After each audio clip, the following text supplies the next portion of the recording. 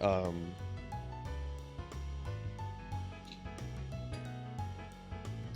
I just still wanted to talk to everybody and just, you know, go over the weekend. And then it's the eyes.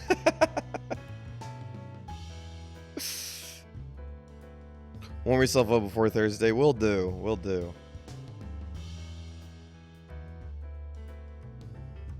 I'm gonna go get a bunch of halls and drink some honey and tea for the rest of for 2 days straight and fix my voice. What else? Yeah, I mean, everybody's excitement is really wonderful. I'm very the Shuen the Shuen OP is such a banger. Holy shit. Oh, like every time that shit played in the trailer or in the booth, because we had all of the trailers go off in the booth right after we had the trailer.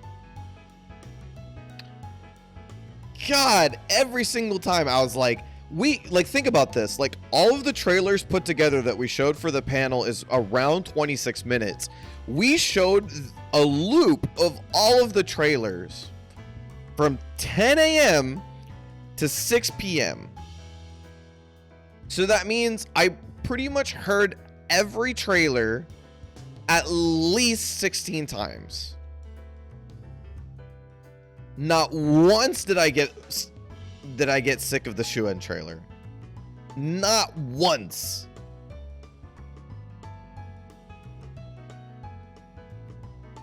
It was so good. I really like, yeah, if we want to say like after the event, like what did I like the most?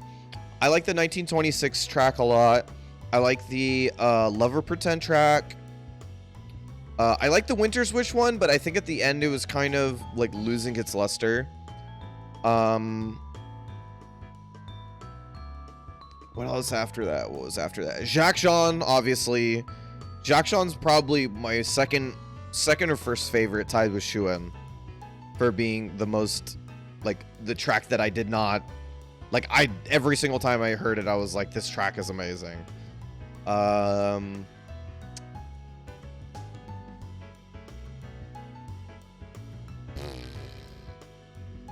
What was after that? Inescapable track's pretty good.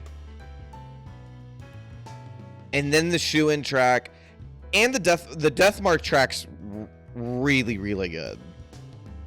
I really like the Deathmark track quite a bit as well. But for the Tomes, like the Shuen track, oof.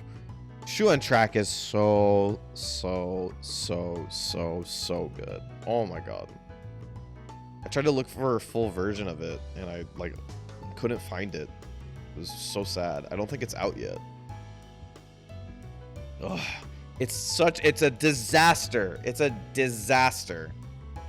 But it's so good. It's so good. So even after listening to it maybe a total of like 40 times, because excluding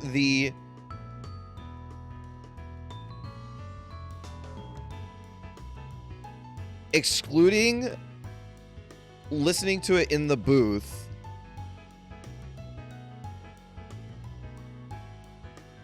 I listened to it a few times on the ride home from Anime Expo, and I listened to it once or twice at home. So I'm like, third, it's like I listened to it maybe 35-40 times this weekend. Still not sick of it. It's awesome. Yeah, I mean, if that's an indication of what the tracks are gonna sound like, I'm all for it. I'm all for it.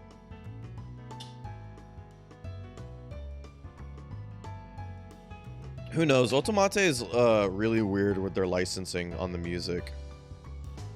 We can try. Cat Cracker, I can always push for that. There's a reason why, like, 1926 doesn't have a soundtrack is because Ultimate has really, really, really weird decisions with the rights to stuff. So, I am going to do my best. I always make suggestions for stuff like that, because you know me. You know me. I'm always gonna shoot for my best. Shoot for the best that we can possibly get. What's the worst that can happen? Oh, speaking of which, hold on. 1 sec. So, the Inescapable guys were really, really nice. They actually gave me they've watched some of me playing Stardust Galaxy Warriors on the stream, which was really surprising. I just assume that all of the devs for our games don't actually watch us play, but I think the Yomi devs, I think the experienced guys, and also now that I know, the Inescapable guys have actually seen me play their games. I really hope they like how I play their games, because I am definitely I don't sugarcoat how I feel when I play games. If I think your game sucks, or if I think your game has a problem, I'm gonna say it.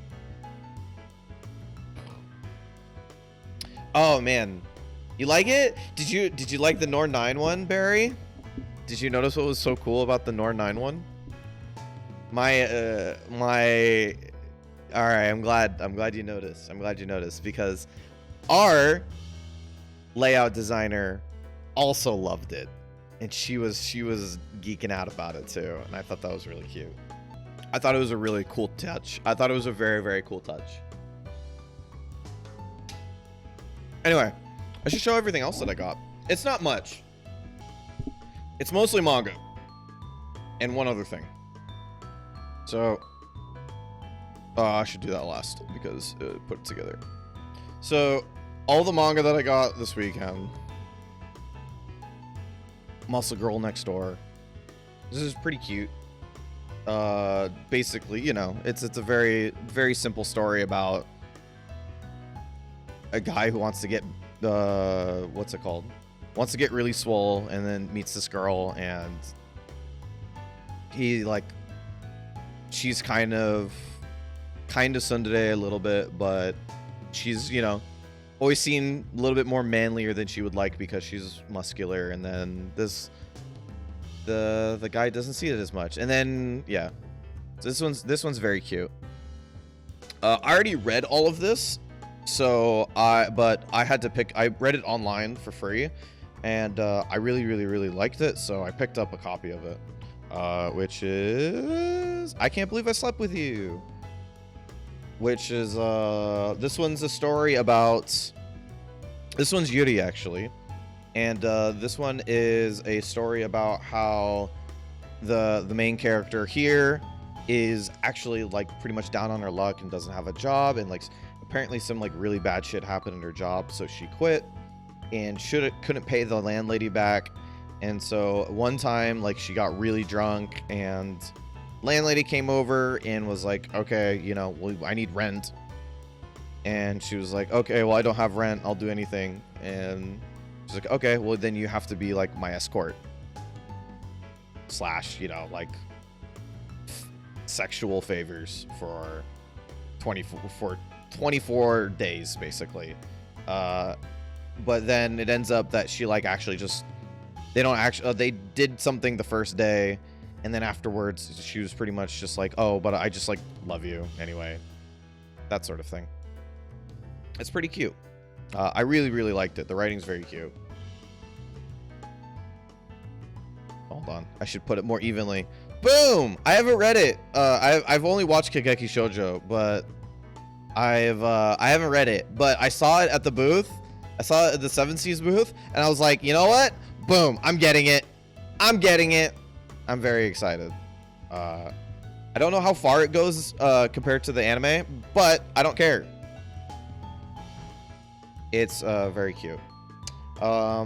This one I got from one of the people who actually works at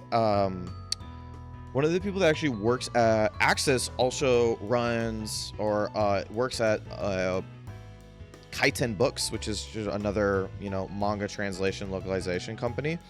And he does really good things. He's very focused on making sure translators and localizers, even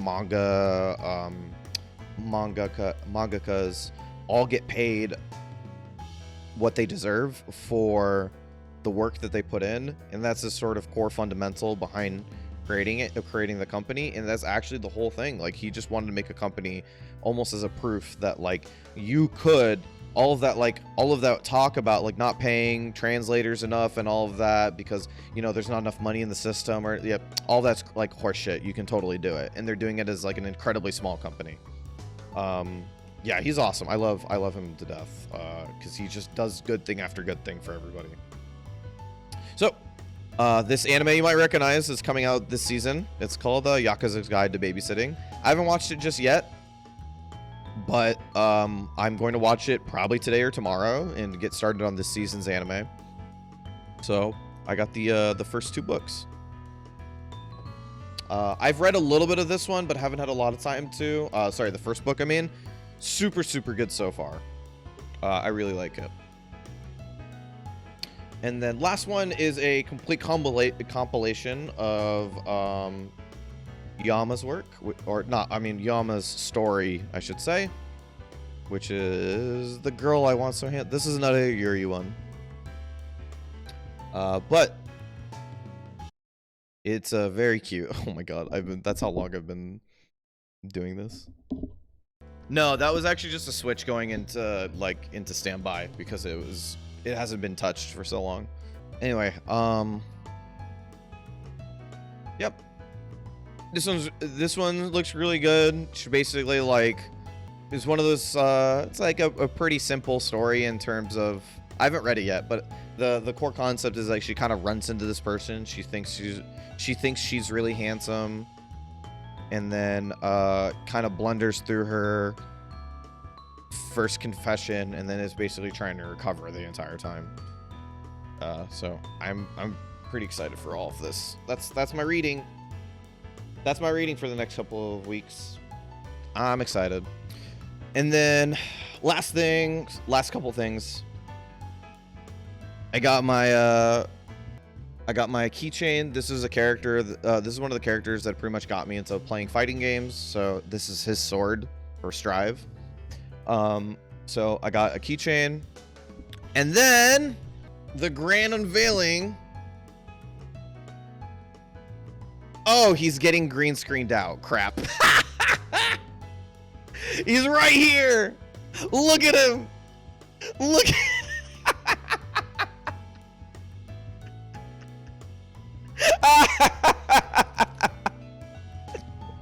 That's too funny. It's the grand unveiling of a bag. Hold on. Yeah, I know, right? I could just hold this up and just be like, and the last thing I got, you know, tiredness, pain, misery. Boom!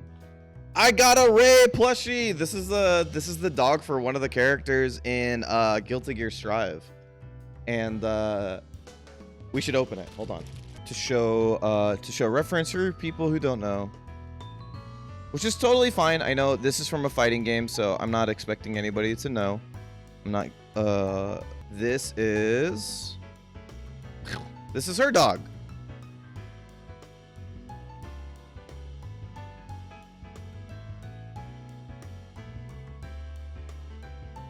So I have a plushie of the dog now. I'm so excited. I was so ecstatic to get it. I love plushies, so, but you know, plushies there's this weird, like, you have to, it's this weird thing of like, you need like plushies that are not only the thing that you like.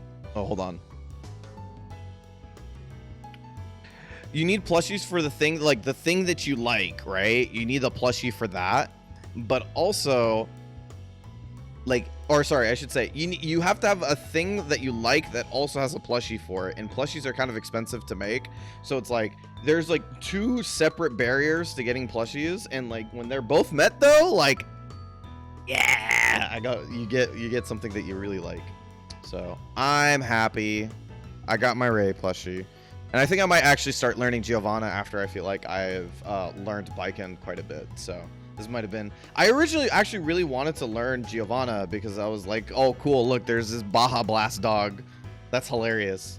But now it's been a couple... Like, I started getting back into Strive competitively, and now I'm kind of like, okay, maybe I want to, like, actually learn how to play the game with a character that probably fits me more than I start playing Giovanna. And now that I'm like getting halfway through it, I'm kind of like, you know what? Maybe it's time to actually like try to play Giovanna. So he's really floofy, and I really like him. So I'm very excited to have this plush. I'm very excited. I really want to get my shelves all set up and everything, or buy shelves and then set them up so that I can eventually put this shit on display. That's like my goal. All right, let me put this baby away really quick. Which button do I press? This one? Woo, ghost dog!